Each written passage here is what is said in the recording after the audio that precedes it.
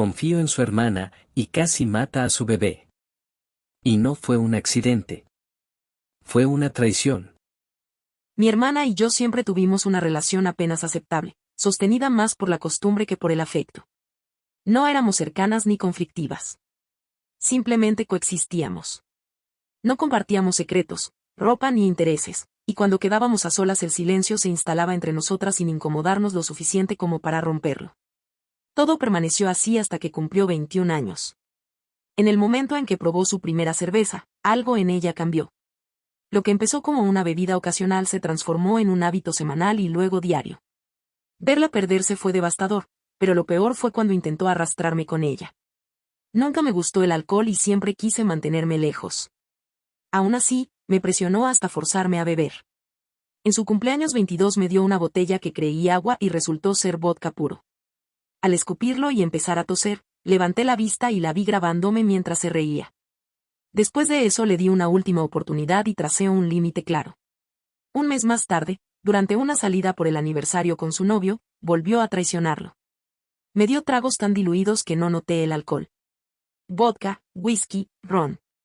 Tras el tercero, el mareo llegó y el mundo comenzó a girar. Era la primera vez que estaba intoxicada. Me aferré a ella sin entender qué me pasaba y, entre risas, confesó lo que había hecho. No recuerdo todos los detalles, solo una furia inmensa. Me fui, tomé un taxi y al llegar a casa corté todo contacto. Una semana después me culpó por arruinar su fiesta. Colgué y seguí con mi vida. Conocí al amor de mi vida, me comprometí, me casé y ella no estuvo allí. No intentó buscarme. Años después, cuando estaba embarazada, reapareció con un mensaje lleno de arrepentimiento. Acepté con dudas. Nos vimos, se disculpó, pero bebió vino delante de mí y dejó claro que el alcohol seguiría siendo parte de su vida. Prometió respetar mis límites y acepté de nuevo. Durante un tiempo todo pareció funcionar. Respetó mis condiciones y mantuvo distancia. Pero la semana pasada vino a mi casa, y en ese momento entendí que permitirle volver a mi vida había sido el peor error que pude cometer. Era la primera vez que la dejaba venir desde que nació mi bebé. Le había dejado claro que no podía acercarse a él si bebía y ella aseguró que no habría ningún problema. Aún así, algo dentro de mí estaba inquieto. Durante el último año me había dado razones para confiar, así que aparté esa corazonada. Cuando llegó, traía 2 botellas de vino. La tarde transcurrió con una conversación aparentemente normal. Mi esposo tomó una copa. Yo no bebí nada. Mi hermana, en cambio, casi terminó las 2 botellas sola y estaba visiblemente ebria. Todo parecía ir relativamente bien hasta que pidió usar el baño. Le indiqué que estaba arriba y, tras varios minutos sin verla regresar, subí para asegurarme de que estuviera bien. Al llegar, el baño estaba vacío. La encontré en nuestra habitación, sentada en nuestra cama, completamente fuera de sí, sosteniendo a mi bebé. Al verme, entró en pánico y se levantó bruscamente para devolvérmelo. Perdió el equilibrio y cayó, soltándolo. Grité y corrí hacia él. Por suerte, no había caído desde mucha altura. Lloraba, pero no presentaba heridas visibles. Agradecí desesperadamente que siguiera respirando. Llamé a mi esposo y lo puse a cargo del bebé. Luego saqué a mi hermana de la casa. Había roto la única regla que existía. Llamé a un taxi y corté toda relación con ella en ese mismo momento. Creí que ahí terminaba todo, pero estaba equivocada.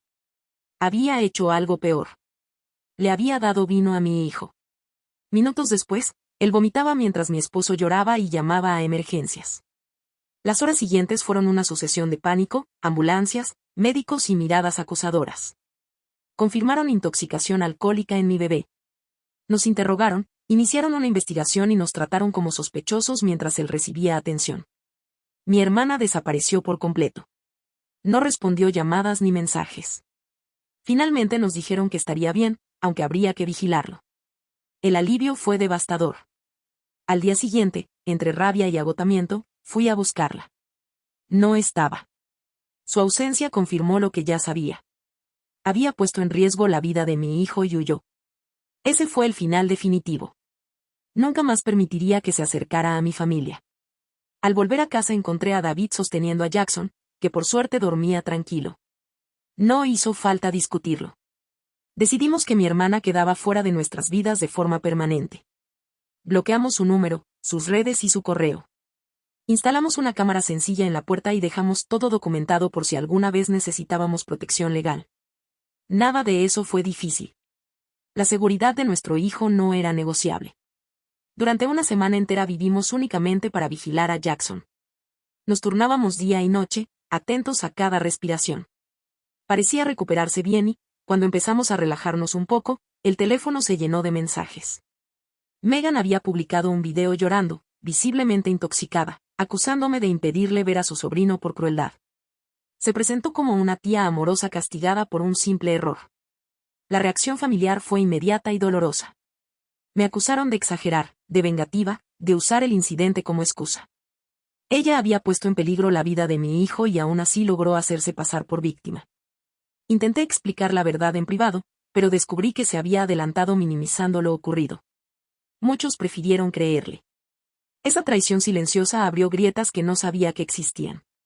Luego llegó una carta formal donde afirmaba estar en rehabilitación y pedía visitas.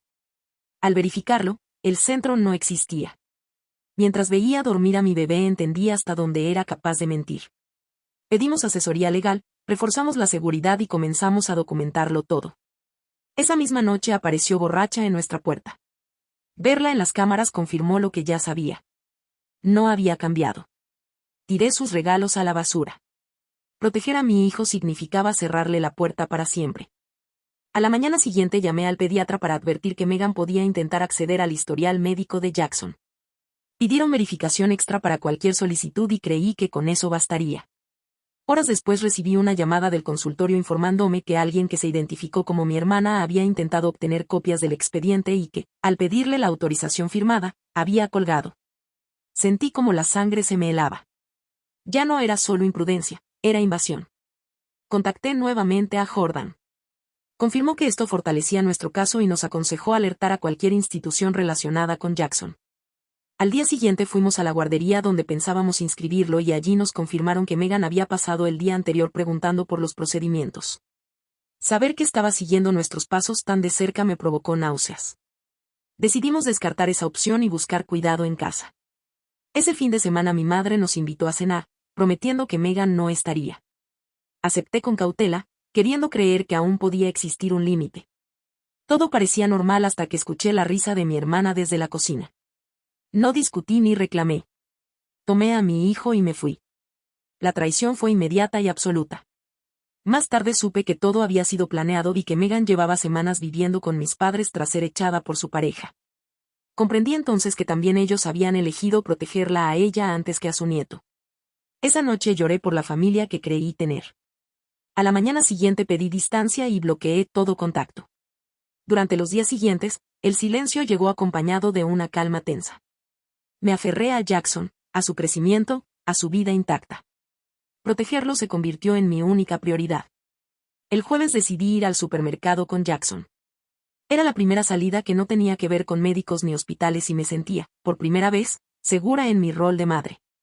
Lo acomodé en su portabebés, lo aseguré al carrito y empecé a recorrer los pasillos con una calma que no había sentido en semanas. Mientras elegía manzanas, una sensación helada me recorrió el cuerpo. Esa certeza primitiva de estar siendo observada. Al girarme la vi. Megan estaba al final del pasillo, fingiendo mirar naranjas mientras seguía cada uno de mis movimientos. Cuando nuestras miradas se cruzaron, apartó la vista de inmediato. El corazón se me desbocó. No era una coincidencia. Ese era nuestro supermercado habitual, lejos de donde ella vivía. Tuvo que haberme seguido. Abandoné el carrito y salí casi corriendo, sujetando a Jackson con fuerza. En el estacionamiento miré a todos lados, pero no la vi. Aseguré a mi hijo en el auto y conduje a casa revisando el retrovisor sin parar. Al llegar, sufrí el primer ataque de pánico de mi vida. No podía respirar, temblaba, estaba convencida de que aparecería en cualquier momento. David volvió del trabajo de inmediato y me encontró así, rota, mientras Jackson dormía ajeno a todo.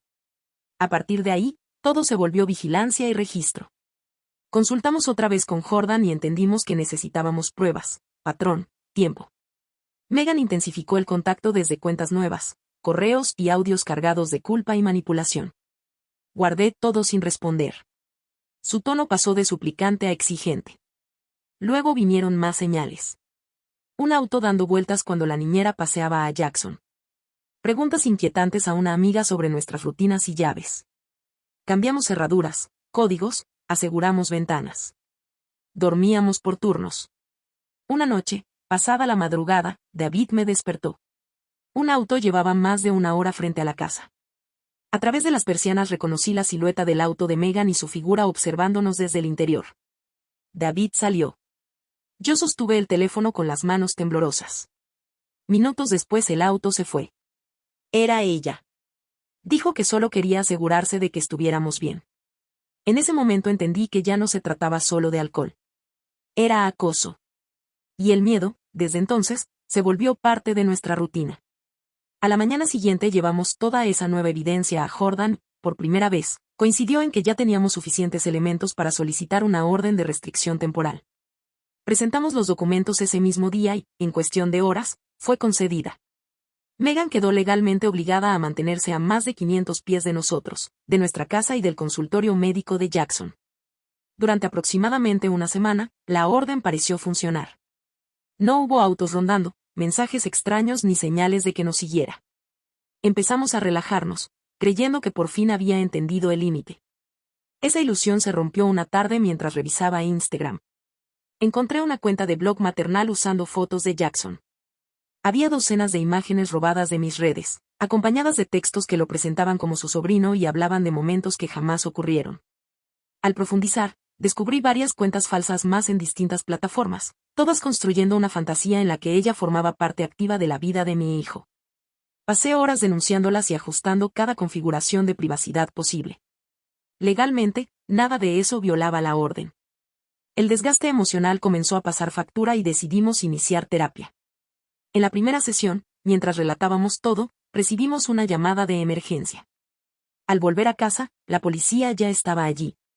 La puerta lateral había sido forzada. No faltaba nada, pero en el cuarto de Jackson había una canasta de regalo envuelta, con ropa de bebé empapada en vino y una tarjeta firmada por Megan. El olor era inconfundible y el mensaje cruel. La policía documentó todo, pero no pudo hacer más. Sentí que nuestro hogar ya no era seguro. Esa misma noche decidimos irnos. Al día siguiente empacamos lo indispensable, reforzamos la seguridad y nos trasladamos en silencio a la casa de los padres de David, buscando refugio. Allí, en una comunidad cerrada y tranquila, por primera vez en semanas, pude respirar un poco más tranquila.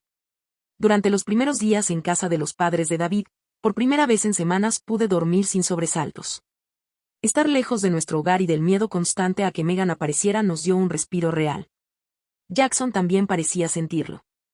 Estaba más tranquilo, sonreía con facilidad y lloraba menos. Creí, ingenuamente, que habíamos encontrado un refugio.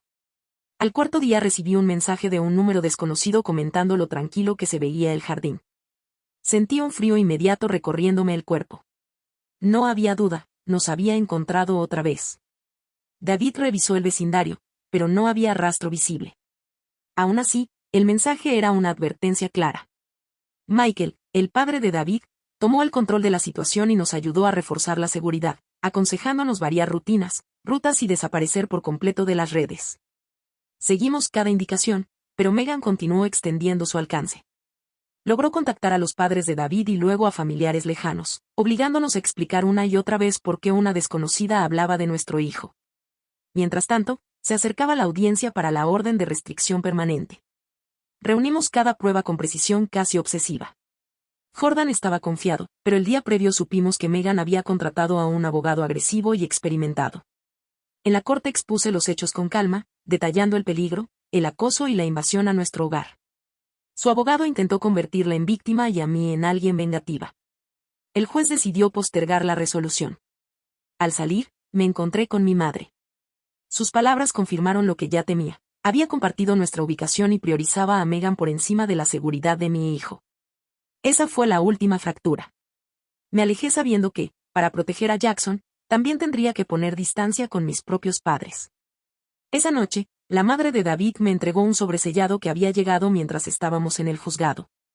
Dentro había una carta manuscrita de Thomas, el exnovio de Megan.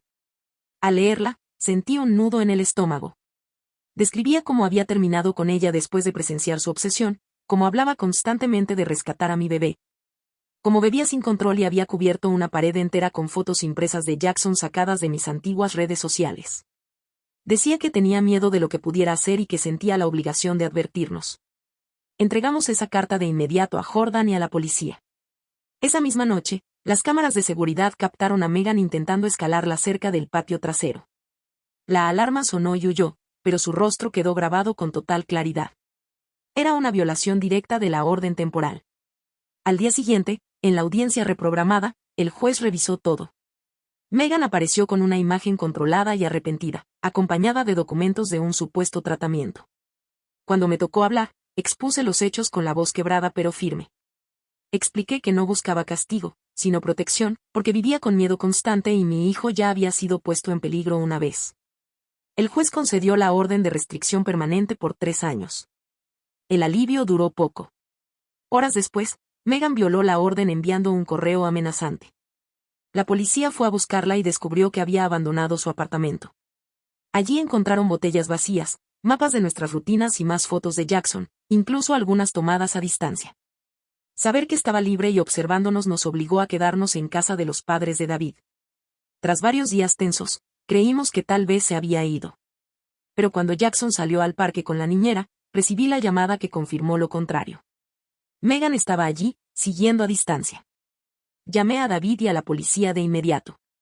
En ese momento supe que esta historia aún no había terminado y que la vigilancia constante era el precio de proteger a mi hijo. Desde la ventana de la sala vi el auto de David salir a toda velocidad. Caminé sin rumbo, con el cuerpo tenso, esperando noticias. Cuando finalmente llamó, supe de inmediato por su respiración agitada que todo había terminado. Jackson estaba a salvo. Jessica no se había equivocado. Megan había estado allí. Intentó huir, pero el guardia de seguridad la detuvo y la policía la llevó bajo custodia. Me dejé caer en el sofá, con las piernas débiles, y cuando llegaron abracé a mi hijo con una fuerza desesperada, respirando su olor y llorando sin control. Por primera vez en semanas sentí que quizá el peligro había cedido. Esa noche confirmaron su arresto por violar la orden de restricción. Dormí profundamente, con la cuna de Jackson cerca, sabiendo que al menos por ahora no podía alcanzarnos. Al día siguiente empezamos a hablar del futuro, conscientes de que nada volvería a ser como antes.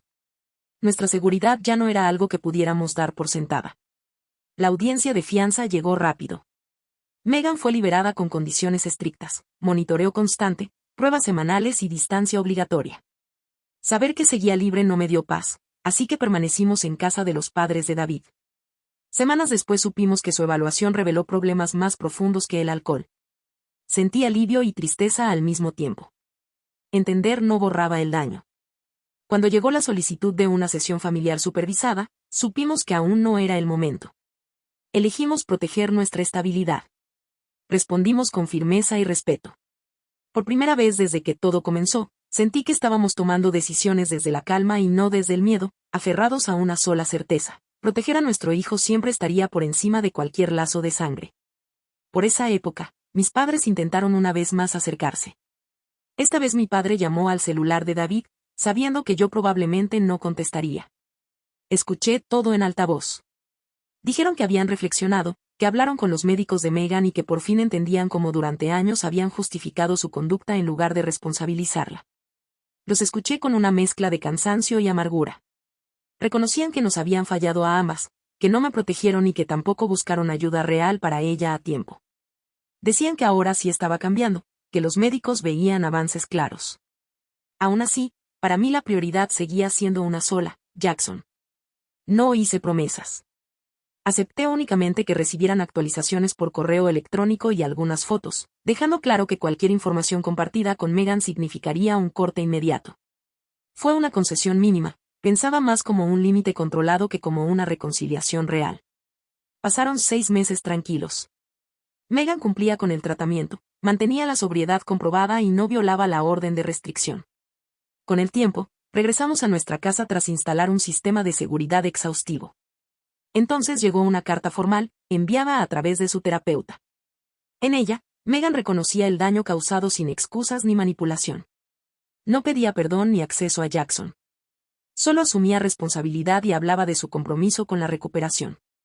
La leí varias veces antes de aceptar que no detectaba culpa disfrazada.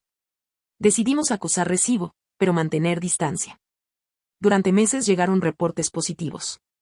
Aún así, me mantuve firme. Necesitaba tiempo, estabilidad sostenida y hechos, no palabras. 14 meses después, se propuso una reunión supervisada. La ansiedad volvió con fuerza. Acordamos comenzar con una sesión por video, con ambos terapeutas presentes. Cuando la vi en pantalla, me impactó el cambio físico y la claridad en su mirada. Por primera vez, no sentí pánico inmediato, solo una cautela profunda. Sabía que el camino, si existía, debía avanzar con límites inquebrantables y siempre desde la protección de mi hijo. Durante la siguiente hora escuché a mi hermana hablar con una franqueza que no le había conocido antes. Reconoció el daño causado sin justificar nada, asumiendo plenamente sus actos y explicando el trabajo que había hecho para entender tanto su alcoholismo como la obsesión que desarrolló con mi hijo. Admitió que había intentado llenar un vacío interno y que, cuando quedé embarazada, se aferró a la idea de ser tía como si eso pudiera darle un propósito. Al quedar apartada después del incidente, esa fijación creció hasta volverse peligrosa. Yo escuché en silencio, atenta a mis propias reacciones, evaluando cada palabra con cautela. Hacia el final expresó el deseo de aceptar cualquier límite, incluso la posibilidad de no tener nunca un rol en la vida de Jackson. Eso activó de inmediato mi instinto protector. Dejé claro que el acceso a mi hijo no estaba sobre la mesa y que cualquier reconstrucción sería únicamente entre nosotras como hermanas. Para mi sorpresa, aceptó ese límite sin resistencia. Tras varias sesiones por video durante 2 meses, accedimos a un encuentro presencial supervisado. Llegó con un regalo y, al recordarle el límite, lo dejó a un lado sin discutir. Ese gesto pesó más que cualquier disculpa. Durante toda la sesión se centró en reparar la relación conmigo y con David, sin intentar acercarse a Jackson. Con el tiempo, mis padres presionaron para acelerar la reconciliación, pero me mantuve firme. Reconstruir la confianza llevaba años. 2 años después, la relación seguía siendo distante y controlada. Megan cumplía las condiciones sin quejarse. Yo continuaba en terapia, lidiando con la hipervigilancia y el miedo residual. Aprendí que no estaba obligada a confiar, solo a observar. Cuando Jackson cumplió 4 años, Megan asistió a su fiesta bajo reglas claras y mostró el regalo antes de entregarlo. En ese pequeño gesto vi algo distinto, no redención, pero sí respeto. Durante la fiesta noté que mi hermana se había apartado del grupo y estaba sentada sola en un banco, al borde del parque. Dudé antes de acercarme, pero lo hice. Me explicó que solo necesitaba un momento, que esas reuniones todavía podían resultarle difíciles, sobre todo cuando había gente bebiendo alrededor. No se estaba aislando por drama ni por enojo, sino por cuidado propio. Entonces me contó que ese día cumplía 3 años de sobriedad. No buscaba atención ni reconocimiento. Solo quería decírmelo y agradecerme.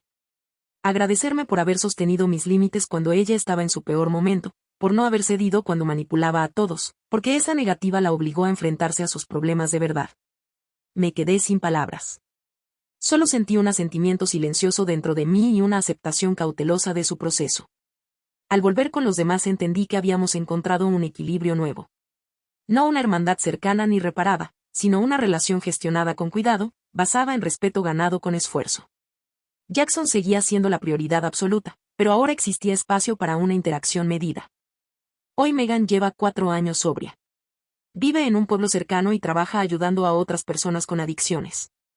Respeta nuestros límites sin cuestionarlos. Nunca pide estar a solas con Jackson y siempre consulta antes de enviarle algo. A veces la observo interactuar con él, con interés sano y distancia adecuada, y siento una mezcla extraña de cansancio, tristeza por lo que nunca fue y un reconocimiento contenido por el cambio real. He aprendido que algunas heridas no desaparecen. El miedo agudo se fue, pero quedó una vigilancia tranquila. David y yo seguimos adelante, con cautela y decisión, sin permitir que el trauma gobierne nuestro futuro. Guardo la carta que ella escribió desde tratamiento como recordatorio de todo lo vivido, de lo aprendido y de que los límites firmes también pueden salvar vidas. La confianza, una vez rota, nunca vuelve a ser lo que fue. He aprendido a aceptarlo sin dramatismo, como una verdad simple. La vida continúa y las familias cambian, a veces de formas que jamás imaginamos. La mía quedó marcada por crisis profundas y decisiones dolorosas, pero también se volvió más consciente, más firme y, en muchos sentidos, más fuerte por haber atravesado todo eso. A veces me preguntan si he perdonado a mi hermana. No es una pregunta fácil. He aceptado quién es ahora y reconozco el esfuerzo real que ha hecho por cambiar, pero el perdón suele venir acompañado del olvido, y eso es algo que no puedo permitirme. Ser madre transformó esa posibilidad. Hay cosas que no se borran cuando la seguridad de un hijo estuvo en juego. En lugar de un perdón idealizado, encontré algo más realista, una relación cuidadosamente delimitada, sostenida por hechos comprobables y límites claros. No por promesas ni por la presión de lo que se supone que una familia debería ser. La vida rara vez ofrece cierres perfectos. A veces el verdadero final es entender que distancia es necesaria para vivir en paz. He comprendido que proteger a mi hijo, incluso de quienes deberían haberlo cuidado, no me hace dura ni rencorosa. Me hace responsable. Confiar en mis instintos fue una lección aprendida a la fuerza. Permití que expectativas ajenas anularan mi intuición una vez. No volverá a ocurrir. No le debo acceso a mi hijo a nadie. La relación con él es un privilegio, no un derecho. Hoy sigo adelante con esa certeza, priorizando la seguridad, la estabilidad y el bienestar de mi familia. No es un final de cuento, pero es un final honesto. Y en un mundo familiar tan complejo, la honestidad es lo único verdaderamente sostenible.